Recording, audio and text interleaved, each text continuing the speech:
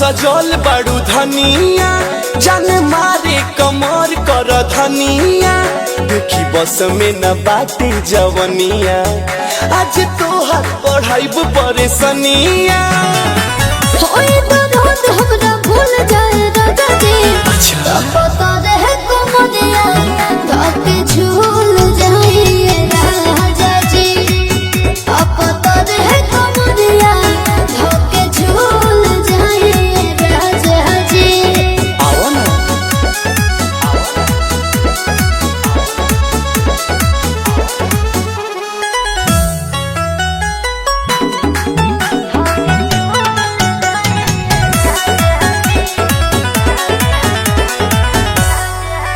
जैसे फंसे पतंग राजा डोरा में वैसे फंसला ना हमरा के कोरा में छपटाता बाड़ू हो लपटाता बाड़ू हो साड़ी खुल गई तो बोला जाता बाड़ू हो पानी में चना लेखा फूल जाए राजा जी तो पता रहे कमरिया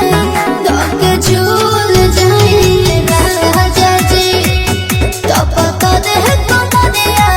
धके झूल जाइए राजा जी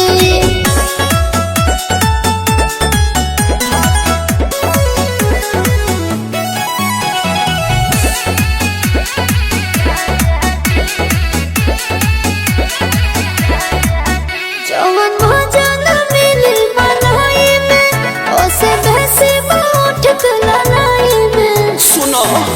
काजे तते काटा दी का उठ चाचा दी का तोहे थोड़े पना पे उलटा दी का